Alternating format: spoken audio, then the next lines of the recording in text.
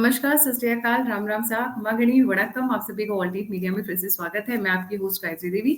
हमारे साथ फिर से जुड़े हुए हैं supreme court and high court lawyer Vijay Sadana sir. हमारे साथ पहले भी एक शो कर चुके हैं और काफी फेमस है सोशल मीडिया प्लेटफॉर्म्स पर।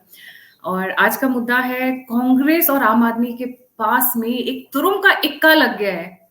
वो ऐसा जिसपे बीजेपी बैकफुट पे रही है और एक दो स्टेट्स में इलेक्शंस भी हार चुकी है। सर, मैं चाहूंगी कि आप वहां से स्टार्ट करें। जी सर, ओवर टू यू। सबसे पहले आपको और सभी दर्शकों को मेरा प्रणाम। देखिए, जहां तक बात है पेंशन स्कीम की, मुझे ये लगता है कि पूरा जो प्रोसेस है ये अनफॉर्चुनेटली पॉलिटिकल हो गया। और मेरा तो जो दर्शक देख रहे हैं उनको इस बात को समझना होगा कि ये पेंशन पॉलिटिकल मुद्दा नहीं है, आपकी जिंदगी का सवाल है। और खासकर आपके जो बुढ़ापे के दिनों की अगर आप चिंता करते हैं तो आपको इस मुद्दे को ध्यान से समझना होगा। आप पॉलिटिकल में लोगों के कहने पे ना जाएं। ये बहुत सीरियस मुद्दा है और इसको लाइटली नहीं लेना चाहिए, ये मेरा मानना है। और जहां तक बात है पॉलिटिकल पार्टीज की, देखिए पॉलिटिकल पार्टीज का तो एक ही पर्पस है, वोट बैंक। अगर आप गलत बात भी कर रहे हैं, किसी भी पॉलिटिकल पार्टी में इतनी हिम्मत नहीं होती है कि वो ये कह सके कि जिस चीज को लेके आप प्रोटेस्ट कर रहे हैं वो सही नहीं है। अनफॉर्चुनेटली गवर्नेंस और पॉपुलिज्म में डिफरेंस होता है। और जब बात कर रहे हैं हम पॉपुलिज्म की, तो वो एक अलग बात है, क्योंकि आपको जनता को लगेगा कि भाई सरकार, कांग्रेस हमारे साथ है, आम आदमी पार्टी साथ है या बीजेपी साथ है। अनफॉर्चुनेटली हम लोग ये देखते हैं कि मेरी बातों में हाँ कौन मिला रहा है। और गलत बात में भी अगर हाँ में हाँ मिलाई जाती है तो आप इसको वोट बैंक पॉलिटिक्स बोल सकते हैं और पॉपुलिज्म बोल सकते हैं। As a student of finance, मैं अपना थोड़ा सा दर्शकों के कंफर्ट के लिए बता दूं, मेरी क्वालिफिकेशन के हिसाब से अगर आप देखेंगे, जैसे बाकी लोग फाइनेंस में काम करते हैं, मेरा बैकग्राउंड भी IIM अहमदाबाद से है। मैं फाइनेंस कंपनीज के बोर्ड पे रहा हूँ, मैं स्टॉक एक्सचेंज के बोर्ड पे रहा हूँ, मैं फाइनेंशियल कंपनीज के ब्रोकिंग हाउसेज के सीनियर मैनेजमेंट पोजीशंस पे रहा हूँ, मैं सेबी का एडवाइजर हूँ। जितने भी फाइनेंशियल एस्पेक्ट्स होते हैं मैंने उसको सब बहुत क्लोजली ऑब्जर्व किया है, मैनेज किया। तो देश को सॉरी देखने वाले दर्शकों से मेरा एक ही निवेदन है कि फाइनेंस मैटर्स में आप जल्दबाजी ना करें, इसको सोच समझ के करें। क्योंकि अगर आज आपने गलत डिसीजन ले लिया तो पूरी जिंदगी पछताना पड़ेगा। और फर्क क्या होता है कि पेंशन आज के लिए नहीं होता है। जो लोग आज जॉब में हैं, मैं उनसे एक ही सवाल पूछूंगा, जो लोग आज पेंशन प्लान्स को लेके बहस कर रहे हैं, चर्चा कर रहे हैं, डिबेट कर रहे हैं, मेरा उन सबसे एक ही निवेदन है कि आप ये बताइए कि रिटायरमेंट के समय आपकी पैसों की जरूरत कितनी होगी और आपको वो कहां से मिलेगी। ये बात आपको समझनी है। अगर आपके पास उसकी प्लानिंग नहीं है और आपने प्लानिंग नहीं की है, तो आप अपना ही नहीं पूरे परिवार के लिए बहुत बड़ी मुसीबत मोल ले रहे हैं। तो सबसे पहला सवाल यह है कि आपका रिटायरमेंट प्लान क्या है। और जहां तक बात है सरकारी लोगों की, तो सरकारी एम्प्लॉयज तो मुश्किल से 2-3 करोड़ होंगे। हम उसकी बात नहीं कर रहे, हम 140 करोड़ लोगों की बात कर रहे हैं, देश की आबादी की बात कर रहे हैं। और दूसरी बात, जो सरकारी लोग रिटायर हो रहे हैं, क्या उनकी पेंशन उनकी जरूरतों के हिसाब से पूरी होगी? जिस हिसाब से आने वाले दिनों में महंगाई बढ़ेगी, क्या आपकी पेंशन उसको पूरा कर पाएगी? और अगर आप नहीं कर पाएगी तो अल्टीमेटली पेंशन आपको देगा कौन? देंगे तो टैक्स पेयर ना। हम लोग जो टैक्स पे करते हैं वही हिस्सा तो आपको पेंशन फंड में जाता है। हम भी कहेंगे कि हमारे टैक्स कम करो, आप कह रहे हो आपकी पेंशन बढ़ाओ, तो कैसे काम चलेगा? टैक्स कम करके पेंशन नहीं बढ़ सकती, टैक्स बढ़ा के ही पेंशन बढ़ेगी। और अगर आप टैक्स बढ़ाते हो तो आपकी इकोनॉमी आज की दुनिया में सस्टेनेबल नहीं है। तो ये कुछ बेसिक बातें हैं जिनको हर इंसान को सोचना होगा। जो ये एम्प्लॉयज के नेता हैं, पॉलिटिकल नेता हैं, इनको कोई फर्क नहीं पड़ता। इन सब ने अपना बुढ़ापे का इंतजाम कर रखा है, आप अपनी सोचिए। तो गायत्री जी, जो आज आपने टॉपिक उठाए बहुत महत्वपूर्ण है और सब दर्शकों को इसके बारे में बहुत सीरियसली सोचना चाहिए।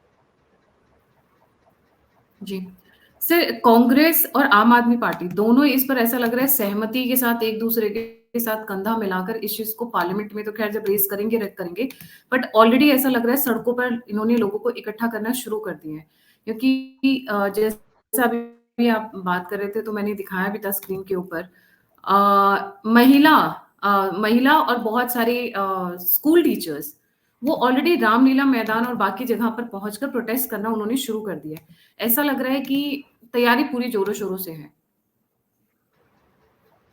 देखिए, जहां तक बात है आम आदमी पार्टी, संजय सिंह या जो भी ये नेता लोग हैं, इनको कोई फर्क नहीं पड़ता, इनकी जेब से कुछ नहीं जाता है। इनको राजनीति करनी है, ये हवा के रुख के हिसाब से अपने स्टेटमेंट बदलते हैं। अगर इनको वास्तव में पेंशन की चिंता होती तो ये शीश महल में 50 करोड़ रुपए नहीं लगाते टैक्स पेयर के। ये सब दिखावा है, ये सिर्फ राजनीति है। तो इन लोगों को आप सिंपली इग्नोर करिए, इनका कोई मतलब नहीं। ये कल ये अपनी ही तनख्वाह अपने बेनिफिट के लिए लड़ेंगे, देखिएगा आप। ये जब रिटायर होंगे ना as a member of parliament, तब ये भी कहेंगे हमको पेंशन चाहिए, क्योंकि सबको टैक्स पेयर के पैसे पे जीने की आदत पड़ गई है, और खासकर पॉलिटिशियंस को। तो संजय सिंह जैसे लोगों को या जो इस तरह के लोग हैं, आप उनको प्योरली इग्नोर करिए। उनकी काबिलियत क्या है और वो नेतागिरी करने से पहले क्या करते थे, उनका बैकग्राउंड देख लीजिए। और नेता बनने के बाद इन्होंने किस तरह से इन लोगों के खिलाफ, इनके आम आदमी पार्टी के लोगों के खिलाफ केसेस चल रहे हैं वेल्थ एक्यूमुलेशन के, जैसा मैंने कहा। तो इन चीजों से कोई मतलब नहीं, क्योंकि इनके कबर्ड्स में बहुत स्केलेटन है। वो आज मुद्दा नहीं है, उसमें नहीं जाएंगे। सवाल ये है कि मैंने जैसा कह रहा हूं, मेरा फोकस है आम आदमी जो पेंशन को लेके समाज में चर्चा कर रहा है, डिबेट कर रहा है। आप चाहते क्या है, सबसे पहले आपको सोचना है। जैसा मैंने कहा कि हम तो पूरी जिंदगी प्राइवेट में रहे, हमने तो कभी सरकारी नौकरी के बारे में सोचा ही नहीं। हमने जिंदगी में, कैरियर में ये नहीं पता था कि हम क्या करेंगे, लेकिन इतना पक्का था कि सरकारी नौकरी नहीं करेंगे, क्योंकि उसके अपने लिमिटेशंस हैं। और सरकारी नौकरी में आपकी तनख्वाह फिक्स है, आप कितनी भी मेहनत कर लीजिए, घोड़े गधे सब बराबर होते हैं। तो वहां अलग चीज है। तो हमें ये कहा कि अगर हम मेहनत कर सकते हैं, अगर ज्यादा मेहनत करेंगे तो ज्यादा कमाएंगे। हम तो इस मानसिकता के लोग हैं कि हम पूरी मेहनत करो और अपना हिस्सा लो। तो ये बात हम करना चाहते हैं, इसीलिए फाइनेंशियल प्लानिंग बहुत जरूरी है। तो आप पॉलिटिकल नैरेटिव्स संसद में सवाल उठाएंगे, विधानसभा में उठाएंगे, उठाने दीजिए, नुकसान किसका होगा। एक असेसमेंट करिए आप, ओल्ड पेंशन स्कीम और न्यू पेंशन स्कीम में फायदे का सौदा कौन सा है। मेरे हिसाब से मैं आपको बता देता हूं, एज फाइनेंशियल एनालिसिस, अगर मजबूरी हो तो एफडी करनी चाहिए। आप तो पेंशन फंड की बात कर रहे हैं, हम तो एफडी भी नहीं करेंगे। कारण बहुत सिंपल है, क्योंकि आपको पैसे का खेल समझ में आना चाहिए। आफ्टर ऑल आपको पेंशन मिलता कहां से, थोड़ा सा हम इस पे चर्चा करते हैं। जो कंट्रीब्यूशन आपकी सैलरी के हिसाब से सरकार हर साल पैसा बजट में से निकाल के एज ए पेंशन फंड इकट्ठा करती है, उसका एक कॉर्पस बनता है। वो कॉर्पस जाता है बाजार में। बाजार में मतलब स्टॉक मार्केट में, या उन कंपनियों में पैसा लगाया जाता है जहां से रिटर्न मिलता है। और तो कोई पैसा कमाने का तरीका है नहीं। अगर सरकार खुद ही अगर एफडी में पैसा लगा देगी तो बैंक पैसा कहां से लाएंगे। तो बैंक में जो पैसा होता है, जो पेंशन फंड इकट्ठा होता है, उसको स्टॉक मार्केट में या मार्केट में अलग अलग इंस्ट्रूमेंट्स में लगाया जाता है। वो इसलिए लगाया जाता है कि उस पैसे से इकोनॉमी बढ़ती है, इन्वेस्टमेंट्स आते हैं, इंफ्रास्ट्रक्चर बनते हैं, और बहुत सारे लोन दिए जाते हैं जिससे इकोनॉमिक एक्टिविटी बढ़ती। बदले में जो ये पेंशन फंड का पैसा मार्केट में दिया जाता है, उसके अगेंस्ट या तो इंटरेस्ट लिया जाता है या डिविडेंड लिया जाता है, और वो पैसा जो इकट्ठा होता है वो पैसा वापस आपके पेंशन कॉर्पस में जाता है और उस कॉर्पस से आपको पेंशन मिलता है। अब आप समझिए कि आपको पेंशन कितना मिलता है और उस कॉर्पस का जो रिटर्न है वो कितना है। ये इंटरेस्टिंग है। पिछले 20 साल का आप आंकड़ा उठा लीजिए, एवरेज 8.5% है। ठीक है, अगर पेंशन फंड जो ईपीएफ जो है वो अगर आपको 8.5% दे रहा है तो इसका मतलब वो कितना कमा रहा होगा? ऑन एन एवरेज आप ये समझिए कि वो आपके ऊपर 3% ऑन एन एवरेज आप ऑपरेटिंग कॉस्ट लगा लीजिए। स्टैब्लिशमेंट जो बैंक है वो करीब 3% का स्प्रेड लेते हैं, आप पेंशन फंड को भी उतना ही मान लीजिए, 3% के आसपास वो भी लेते होंगे। तो 11-12% उनको रिटर्न मिलता होगा या इवन कम ही मिलता होगा, क्योंकि उनके खर्चे कम है, फिक्स्ड इनकम है, लॉन्ग टर्म इन्वेस्टमेंट होता है। तो करीब 9-10-11% के आसपास पेंशन फंड को रिटर्न मिलता होगा, और उसका हिस्सा 8.5% जो पेंशनधारी होता है उसको कैलकुलेट करके उस हिसाब से उसका पेंशन कैलकुलेट होता है और उसको मिलता है। ये है कैलकुलेशन। लेकिन पिछले 20 साल में अगर आप इंडियन स्टॉक मार्केट का एवरेज रिटर्न, मैं ज्यादा की बात नहीं कर रहा, अगर आप एवरेज रिटर्न देखते हैं तो वह है 17.5%। अब मान लीजिए कि मैंने पेंशन फंड लिया। अब मैं आपको अपने दर्शकों के लिए एक अच्छा कैलकुलेशन बता देता हूं। मान लीजिए मैंने हर महीने 1,000 रुपए गवर्नमेंट ऑफ इंडिया ने मेरे अकाउंट में पेंशन फंड डाल दिया और 20 साल तक डाला 1,000 रुपए। मैं एक सिंपल कैलकुलेशन ले रहा हूं। वो पैसा 20 साल में हर महीने जो मेरा पेंशन फंड इकट्ठा हुआ 8.5% की दर से, वो मेरे नाम पे जो पेंशन फंड बनेगा वो बनेगा करीब 6,32,000 करोड़ रुपए। नहीं, 6,32,000 रुपए, नॉट करोड़, 6,32,000 रुपए। ठीक है, मान लीजिए मैंने वही 100 रुपए सरकार से लेके हर महीने मार्केट में डाल दिया इंडेक्स फंड में। मैंने कहा आप मत करिए, हर महीने आप मुझे एक्स्ट्रा दे दो और मैं ईमानदारी से विद डिसिप्लिन विदाउट डिफॉल्ट मैं 1,000 रुपए हर महीने अपने म्यूचुअल फंड में जो मार्केट इंस्ट्रूमेंट है मैं उसमें डाल रहा हूं। ठीक है, 1,000 रुपए सरकार मुझे वहां भी दे रही है, 1,000 रुपए यहां भी दे रही है, क्योंकि जो नया पेंशन प्लान है उसमें जितना मैं कंट्रीब्यूट करूंगा उतना सरकार करेगी। तो इनफैक्ट नेशनल जो पेंशन प्लान है उसमें एक सेविंग की आदत डालने की कोशिश की गई है जनता में। ये एक पॉजिटिव थिंग है जो लोग नहीं समझ रहे। तो 1,000 रुपए मैंने डाले, 1,000 सरकार ने डाले, या मैंने 500 डाले, 500 सरकार ने डाले, 1,000 रुपए हो गया।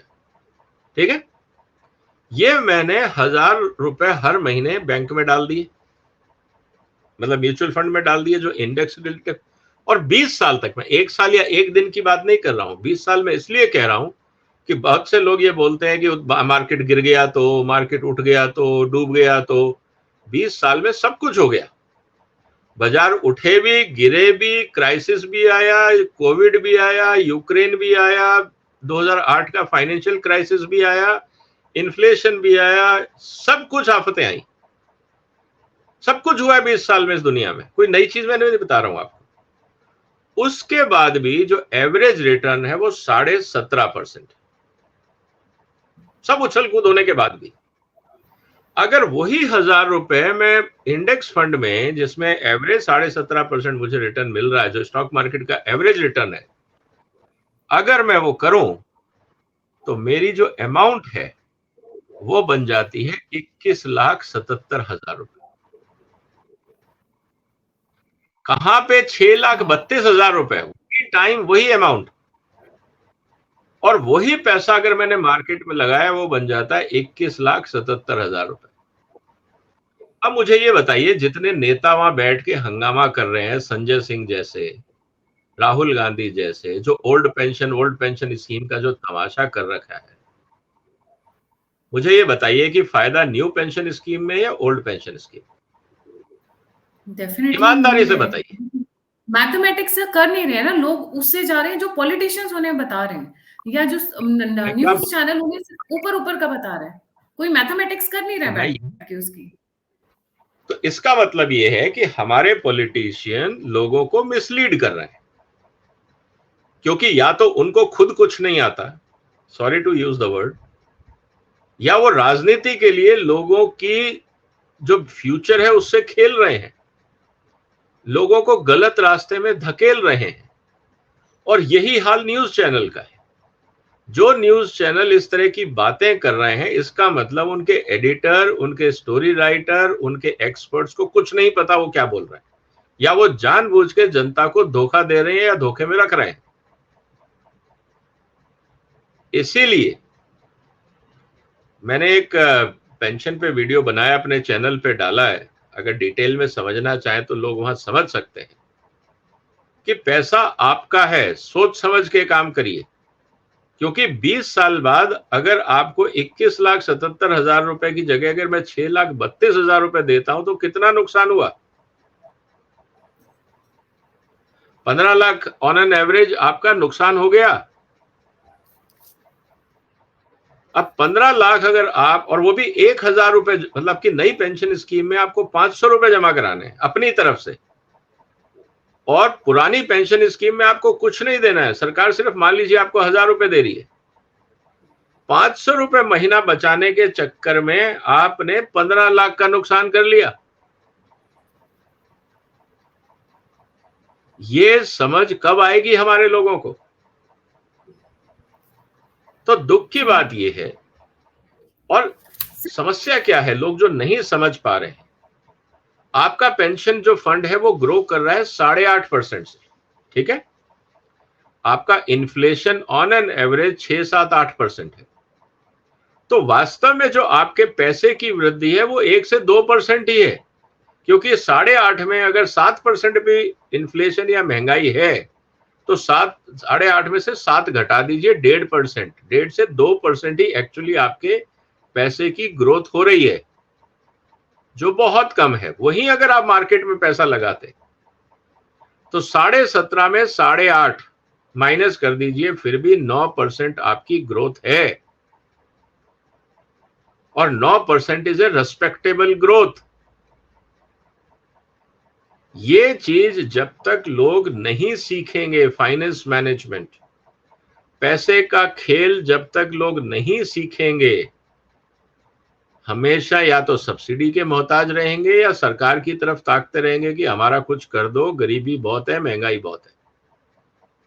हमें मार्केट को सीखना होगा, लेकिन लोगों में एरोगेंस है, सीखना नहीं चाहते, गलत चीजें सीख लेते हैं, अच्छी चीज नहीं सीख पाते जी। ये दुख की बात है। तो आपके जो दर्शक हैं उनसे मेरा निवेदन है कि पैसे के बारे में सीखना शुरू करें, बुरी बात नहीं है, बहुत इंपॉर्टेंट चीज है। जी सर, ये एक तो मैथमेटिकल एंगल हो गया जो आपने बताया, जो कि आई थिंक आम जनता को पता भी नहीं है, बट मैं इसको एक पॉलिटिकल एंगल से लेकर आती हूँ। आपको लगता है कि आम आदमी पार्टी और कांग्रेस क्या इस मुद्दे को इतना भुना पाएंगे कि 2000 अभी इनफैक्ट 5 स्टेट में इलेक्शंस आने वाले हैं उसमें, या फिर 2024 के इलेक्शंस में इसका इम्पैक्ट आएगा? देखिए, ये है कम्युनिकेशन का खेल। अगर ऑपोजिशन लोगों को बहका सकता है, गलत रास्ते पे धकेल सकता है, तो उनकी जीत है। अगर सरकार सही बात बताने में शर्म कर रही है या नहीं बता रही है खुल के, जो भी कारण है, तो ये सरकार की हार है। देखिए, लोगों के सामने सच्चाई तो रखनी पड़ेगी। अब अनफॉर्चुनेटली बहुत सारे लोगों के दिमाग में बहुत सारी गलतफहमियां बचपन से होती हैं। उदाहरण के लिए, स्टॉक मार्केट सट्टा बाजार है। अरे भाई, स्टॉक मार्केट अगर सट्टा बाजार है तो आपको किसने कहा आप सट्टा खेलो? आपको किसी ने नहीं कहा। बहुत सारे हैं, एक्सचेंज ट्रेडेड फंड्स हैं, इंडेक्स फंड है, आप उसमें पैसा लगाइए ना। आप कंपनियों के भरोसे क्यों रहते हैं? अगर स्टॉक मार्केट सट्टा बाजार है और स्टॉक मार्केट खत्म हो गया तो, या बर्बाद हो गया तो, मैं आपको एक ही चीज कहता हूं, अगर स्टॉक मार्केट खत्म हो जाता है या बर्बाद हो जाता है तो आपको एक चीज माननी पड़ेगी कि इंडिया और इंडियन इकोनॉमी खत्म हो गई और बर्बाद हो गई। स्टॉक मार्केट और कुछ नहीं है, जो आपकी फैक्ट्रियां चलती हैं, देश की जो इकोनॉमिक स्थिति है, कोई कंपनी पेट्रोल बेचती है, कोई कंपनी बिजली बेचती है, कोई पानी बेचती है, कोई खाना बेचती है, कोई कॉस्मेटिक बेचती है, कोई दवाइयां बेचती है, वही तो कंपनियां लिस्टेड हैं। या कोई लोहा लक्कड़ जो भी बेचती हैं, यही तो कंपनियां लिस्टेड है। आप ये कह रहे हो कि हिंदुस्तान में सारे बिजली के घर बंद हो जाएंगे, सारी रेलें चलनी बंद हो जाएंगी, सारे एयरपोर्ट बंद हो जाएंगे, सारी एयरलाइंस बंद हो जाएंगी, लोग खाना खाना छोड़ देंगे, कपड़े पहनना छोड़ देंगे। आप कहना क्या चाह रहे हो? जब आप बोलते हो कि स्टॉक मार्केट बर्बाद हो जाएगा, ये हो जाएगा, वो हो जाएगा, तो आप कहना क्या चाह रहे हो? आप ये कहना चाह रहे हो कि हिंदुस्तान में कोई आदमी ना कुछ खाएगा, ना पहनेगा, ना घूमेगा, ना चलेगा। पॉसिबल है? नहीं है। तो स्टॉक मार्केट में हाँ, गलतियां होती हैं, कुछ फ्रॉड लोग आके मार्केट को मैनिपुलेट करने की कोशिश करते हैं, वो तो समाज में हर जगह होता है। आपके दोस्त भी आपसे अगर पैसा लेते और वापस नहीं करते तो आप क्या बोलोगे? वो भी तो फ्रॉड है ना एक हिसाब से आपके साथ। तो आप क्या करते हो? आप जाकर उसका मर्डर करोगे? आप उसे निवेदन ही करोगे ना, और नहीं तो फिर कानूनी कार्रवाई करोगे। तो कहने का मतलब है, ये सब तरीके हैं जो कंपनियां पैसा लेके भागने की कोशिश करती हैं। आपको पता है कि अब वो इंसॉल्वेंसी एक्ट है, उन कंपनियों के एसेट्स पे कब्जा कर लिया जाता है और नए मैनेजमेंट को दे दिया जाता है ताकि वो उसको ढंग से चला सके। तो पैसा कहीं नहीं जाता, उतार चढ़ाव हो सकता है। कोई गलत मैनेजमेंट के हाथ में कंपनी चली गई, या किसी मैनेजमेंट की नीयत खराब हो गई, या वहां कोई और एक्सीडेंट हो गया, या टेक्नोलॉजी बदल गई, कुछ कंपनियां बाजार से बाहर जाएंगी। इसीलिए किस में इन्वेस्ट करना है, किस में नहीं करना, वो पढ़ना जरूरी है। तो ये बगैर ज्ञान के अगर आप चाहते हो कि आप अपना भविष्य सुधार लो, तो होगा नहीं। आप बगैर ज्ञान के कमाना चाहोगे और उम्मीद करोगे कि मैं कुछ ना सीखूं, कुछ ना पढ़ूं और मेरी आमदनी बढ़ती रहे और स्टॉक मार्केट से मेरी खूब इनकम होती रहे, इतना मूर्ख कोई नहीं है जो आपके जेब में लाके पैसा डाल देगा। तो कहने का मतलब ये है कि अगर आपको नहीं समझ में आता है तो उसके लिए म्यूचुअल फंड है और इंस्ट्रूमेंट्स हैं, उनको पढ़ने की कोशिश करिए।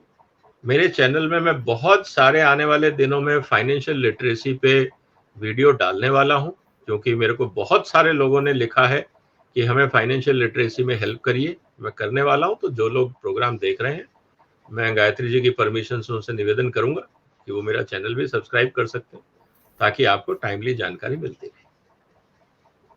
जी सर, इससे किस तबके को सबसे ज्यादा इम्पैक्ट आएगा जिसको भुनाने की कोशिश में है इस आम आदमी पार्टी और कांग्रेस?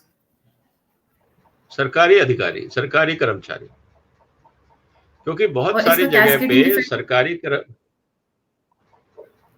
देखिए, मुझे जी लगता है कि हमारे यहाँ पे जो सरकारी कर्मचारी हैं या जो उनके यूनियन के लीडर हैं, मैं उनसे पूछना चाहूंगा कि यार एक दिन आमने सामने बैठ के जरा मुझे बताओ कि ओल्ड पेंशन प्लान और न्यू पेंशन प्लान में तुम्हें कौन सा सही लगता है और उसका आधार क्या है।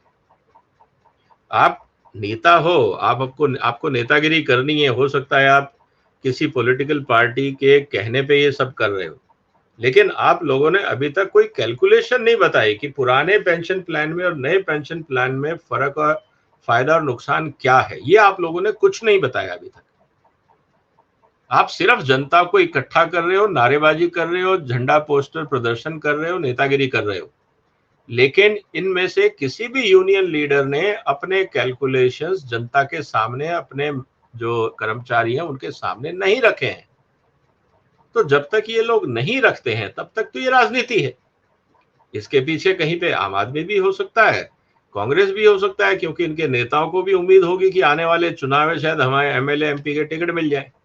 तो हर आदमी का कोई ना कोई एजेंडा होगा, वो क्या है हमें नहीं पता, लेकिन मेरा तो उम्मीद यही है कि आप कम से कम ये तो बताइए कि आप किस आधार पे कह रहे हैं कि ओल्ड पेंशन प्लान अच्छा है और न्यू पेंशन प्लान खराब है। वो कैलकुलेशंस कहाँ है, ये तो बताइए।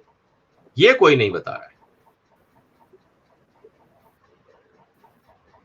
जी जी जी। और बीजेपी की भी साइड से कोई ऐसा बहुत क्या बोलते हैं, कम्युनिकेटिव वे नहीं आया, कोई भी कम्युनिकेशन अच्छा नहीं आया कि लोगों को समझाए, जैसे अभी आपने खुद मैथमेटिक्स कैलकुलेट करके बताया, एक बहुत जनरल सा और ग्राउंडेड वे भी। बट ऐसा लगता है बीजेपी कई मुद्दों पे एकदम फेल होती हुई नजर आती है, स्पेशली जो उनका कम्युनिकेशन है, चाहे वो किसान आंदोलन के टाइम पे रहा हो, या फिर सीए के टाइम पे रहा हो, या फिर ओपीएस को लेके। देखिए हिमाचल ओपीएस की वजह से हारे तकरीबन, ओल्ड पेंशन स्कीम की वजह से एक मेजर फैक्टर था वहां पर।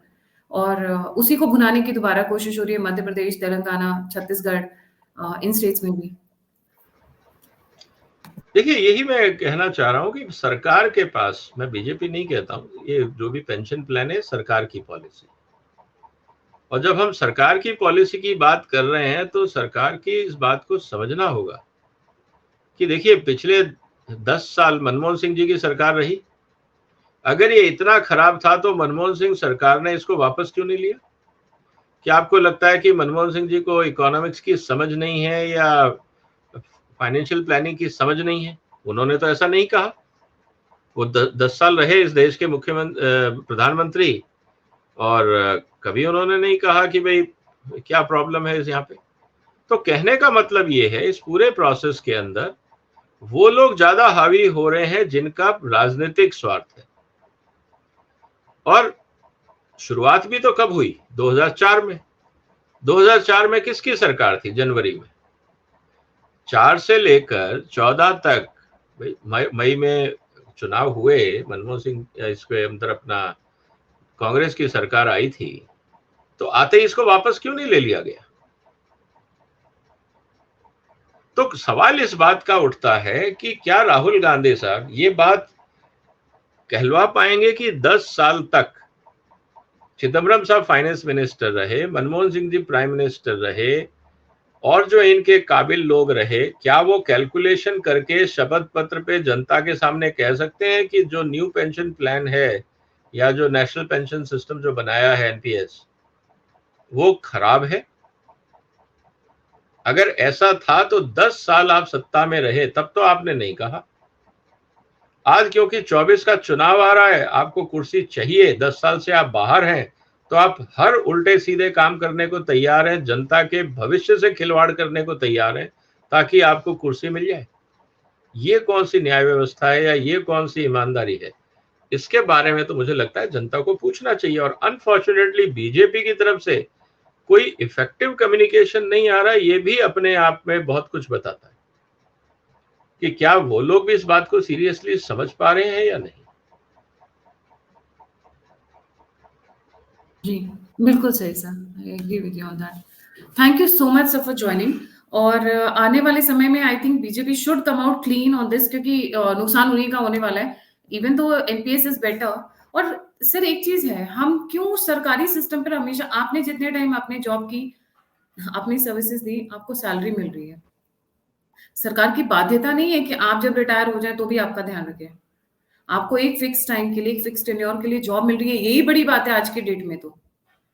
क्योंकि अगर आप बाकी कंट्रीज में चले जाएं, आप जब डेवलप्ड वर्ल्ड की बात करते हैं, आपको डेवलप्ड कंट्री बनना है, तो डेवलप्ड कंट्री के आप सब कुछ आपको अडॉप्ट करना पड़ेगा ना। आप अपने हिसाब से चेरी पिकिंग नहीं कर सकते हैं। वहां पर तो कॉन्ट्रैक्ट बेसिस पे जॉब्स मिलती है, इवन सरकारी डिपार्टमेंट्स में कोई पेंशन नहीं है, कुछ नहीं है, कोई हिसाब किताब नहीं है। तो आप यही या तो होगा। देखिए, जब आप ओल्ड पेंशन स्कीम की बात कर रहे हैं, इस बात को समझिए कि आज 10% जो बजट है भारत का, वो सिर्फ पेंशन फंड में जाता है, जो बहुत बड़ी कॉस्ट है। वो 10% आपको डेवलपमेंट में जा सकता था, बच्चों की पढ़ाई में, एजुकेशन में, बहुत कुछ हो सकता था देश में, लेकिन वो पेंशन फंड में जा रहा है। जैसे जैसे इन्फ्लेशन बढ़ेगी, आप डीए बढ़ाओगे और लायबिलिटी बढ़ेंगी। एक सबसे बड़ा पर्पस यही था कि सरकार पूरी लायबिलिटी अपने ऊपर ना ले, थोड़ा सा कंट्रीब्यूशन एम्प्लॉय करे, थोड़ा कंट्रीब्यूशन सरकार करे, और मिलके हम इकोनॉमी में इन्वेस्टमेंट करें in the form of fund, pension fund. और जरूरी नहीं है कि आप हिंदुस्तान में करें, जैसे बहुत सारे फंड हैं, कनाडा का पेंशन फंड, यूरोप के पेंशन फंड, वो भारत की स्टॉक मार्केट में इन्वेस्ट करते हैं। लोगों को ये पता नहीं है। पूरा का पूरा सिंगापुर का जो सॉवरेन फंड है, वो पूरी दुनिया में अलग अलग स्टॉक मार्केट में इन्वेस्ट करता है। वो पूरी दुनिया से कमा के पैसा अपने वहां लेके आते हैं। देखिए, आप इस बात को समझिए कि अमेरिका के अंदर, देखिए हमारे यहाँ 17.5% रिटर्न है स्टॉक मार्केट का। बाकी देशों में कहीं पे 3% है, कहीं पे 4% है, 5% है। ठीक है, हमारे यहाँ एफडी में पैसा मिलता है आपको 6%, 7%। पूरी दुनिया में एफडी में 1%, आधा परसेंट, 2%। कहने का मतलब ये है कि हमारे यहाँ पे इतना ल्यूक्रेटिव मार्केट है दुनिया के बड़े बड़े फंड हमारे यहाँ पैसा इन्वेस्ट करते हैं हमारी मार्केट में, ताकि यहां से कमाएं और वहां ले जाएं, अपने देश के लोगों को पेंशन दें। हमारा अपना फंड हम क्रिएट कर रहे हैं और हमारे यहाँ पॉलिटिशियन बोलने लगते हैं और मिसलीड करने लगते हैं कि नहीं इसकी जरूरत क्या है। मतलब कहीं वैचारिक दिवालियापन सामने निकल के आता है, पहली बात। दूसरा, अगर आज आप पेंशन फंड इंडिया में डेवलप कर रहे हैं, इस समय जो भारत के पास करीब पेंशन फंड है वो है करीब $110 बिलियन। मान लीजिए आज आप भारत को, हमारे यहाँ अभी कॉन्फिडेंस नहीं है लोगों का मार्केट्स पे, क्योंकि हमारे यहाँ इमेच्योरिटी और पॉलिटिकल, हर बात को हम पॉलिटिकल एंगल से देखते हैं, समझदारी का काम हम लोग कम करते हैं, हर चीज में हम राजनीति ढूंढने की कोशिश करते हैं। मान लीजिए हमारे पास $110 बिलियन फंड है, और अगर हम ये पॉलिसी डिसीजन ले लें कि दुनिया के जितने बड़े मार्केट है हम सब में जाके $5-5 बिलियन पैसा लगाएंगे, मान लीजिए एप्पल कंपनी में, माइक्रोसॉफ्ट में, गूगल में, TCS में, रिलायंस में, दुनिया भर की जो आपकी टॉप कंपनी, आप सब में $5-5 बिलियन लगा लो, top 20 companies of the world, कितनी इनकम होगी आपकी? और जब आप पैसा लगाते हो तो आपको दो फायदे मिलते हैं, एक तो डिविडेंड मिलता है और दूसरा वैल्यूएशन बढ़ता है। ₹1 का शेयर 10 भी हो सकता है। तो जो आज आपका $110 बिलियन का फंड है, हो सकता है 10 साल के अंदर ये $1000 बिलियन हो जाए, मतलब $1 ट्रिलियन हो जाए। और उसमें एम्प्लॉय कॉन्ट्रीब्यूशन में भी अनदर, ये जो मैं बता रहा हूं 18 साल में हम 110 पे पहुंचे, 18 साल बाद मान लीजिए $100 बिलियन एम्प्लॉयज ने डाल दिया, $1 ट्रिलियन तो मार्केट दे देगा आपको। तो आपका भला हुआ या नुकसान हुआ? हम लोग, जिसे मैं बार बार कह रहा हूं कि we don't understand money games, हम अपनी सोच को सिर्फ बैंक अकाउंट, एफडी सर्टिफिकेट, किसान विकास पत्र से आगे सोच नहीं पाते हैं। हम लोगों ने कभी भी फाइनेंशियल लिटरेसी पे दिमाग नहीं लगाया है, और यही कारण है कि हिंदुस्तान में बुढ़ापे में लोग परेशान होते हैं। जब टाइम होता है प्लानिंग का, तब उनको सब लगता है कि अभी तो मस्ती करो, और जब वक्त निकल जाता है फिर कहते हैं प्लानिंग करो। प्लानिंग के लिए टाइम चाहिए। वो इसलिए चाहिए कि एक फाइनेंस में एक बहुत पावरफुल टूल है जिसको हम बोलते हैं पावर ऑफ कंपाउंडिंग। 1 का 2, 2 का 4, 4 का 8, लेकिन हम लोग क्या करते हैं, 1 का 2, 2 का 4, 4 का 6, 6 का 8, ऐसे नहीं चलता। हम अरिथमेटिक चलते हैं, वो जियोमेट्रिक है, डिफरेंशिएशन हाँ, में। आप अगर जियोमेट्रिक वे में थिंकिंग नहीं करोगे, अर्थमेटिक वे में थिंकिंग करोगे, तो आप सुखी नहीं रह पाओगे। इस बात को सोचना। बहुत इंटरेस्टिंग मुद्दे हैं, इसीलिए मैंने मेरे को बहुत सारे लोगों ने कहा कि आप इस पे एक पूरी सीरीज शुरू करिए, और पैसे का खेल कैसे खेला जाता है दुनिया में हम लोग सीखना चाहते हैं। अपनी, कम से कम हम नहीं कह रहे कि तुम इंडस्ट्रियलिस्ट हो, but even as a common man, even rickshaw puller can do better planning. तो बहुत कुछ किया जा सकता है, लेकिन एक आज आपने टॉपिक इंपॉर्टेंट उठाया तो मुझे लगा कि थोड़ी सी बातचीत करनी चाहिए। जी, thank you so much sir for joining on this subject. जाने से पहले सभी व्यूअर से रिक्वेस्ट है, सर का चैनल @विजय सरदाना इनसाइट्स और दी ऑल्टरनेट मीडिया दोनों को लाइक, सब्सक्राइब और शेयर करना ना भूलें। अगर आप कंट्रीब्यूट करना चाहते हैं, फीडबैक देना चाहते हैं, हमसे जुड़ना चाहते हैं, तो सभी लिंक्स डिस्क्रिप्शन बॉक्स में। इसी के साथ जय हिंद, जय श्री राम, हर हर महादेव। Thank you. धन्यवाद सर।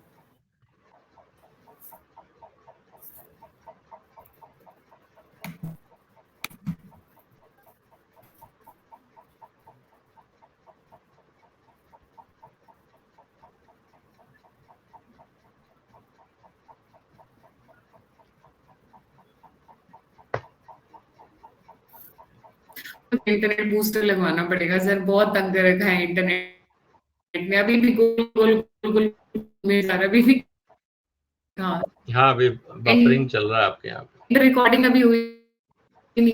एक सेकंड सर।